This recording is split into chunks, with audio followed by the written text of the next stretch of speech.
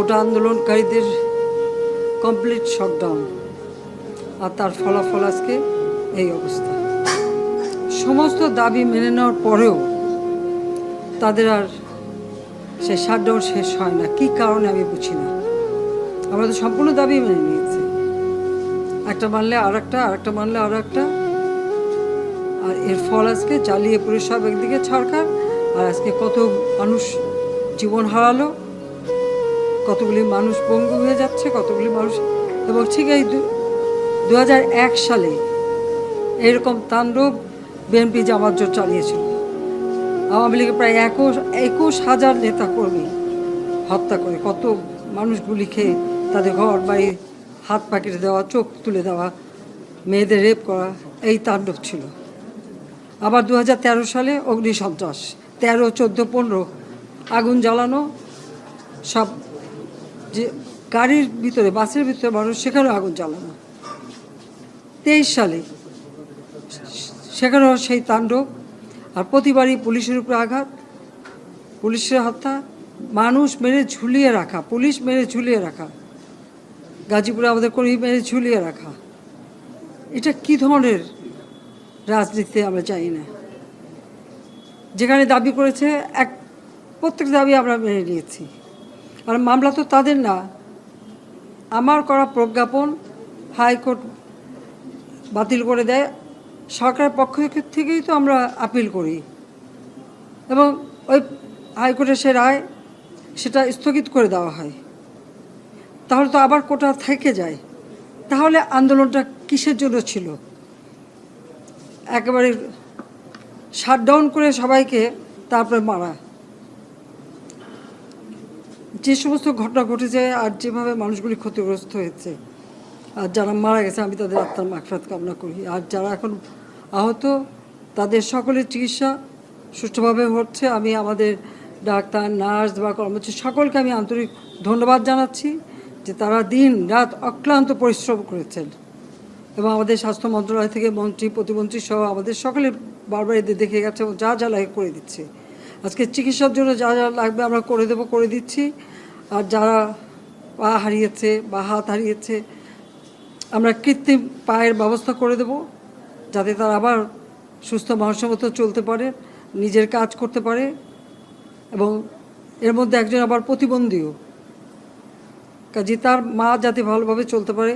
প্রতিবন্ধী অবশ্য আমরা ভাতাও দিচ্ছি, কিন্তু তাকে আরও ব্যবস্থা করে দেব, আমাদের যতটুকু সাধ্য করে দেব।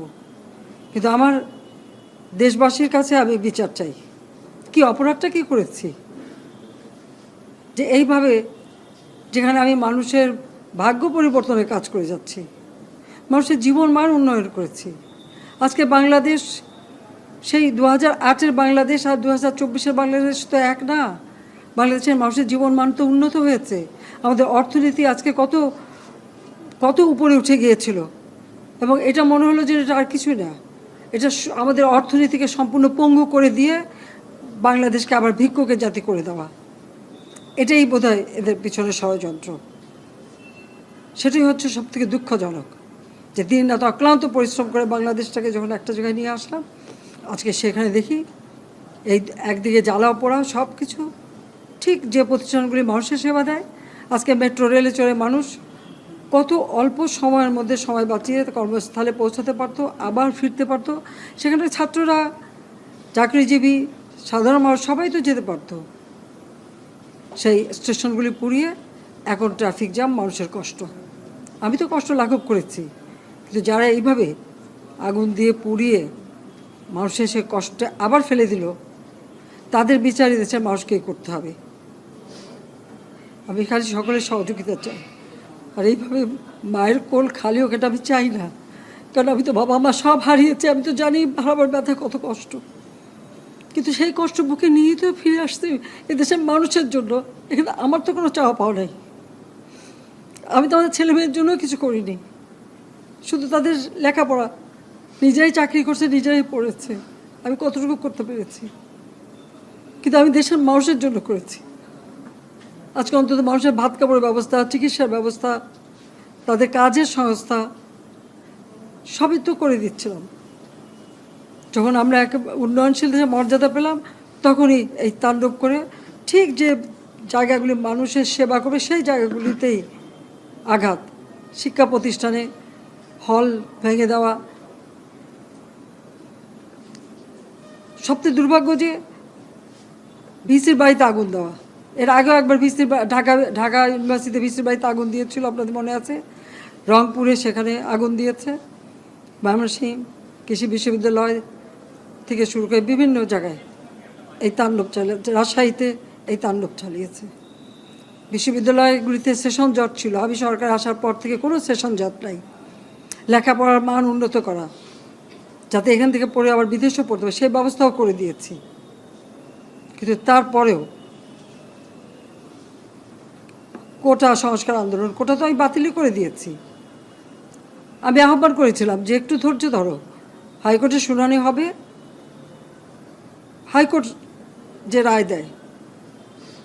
না, তারপরেও এই আন্দোলন হবে। আজকে এই যে এতগুলি মানুষের জীবনের ক্ষতি হলো, এতগুলি পরিবার ক্ষতি হলো,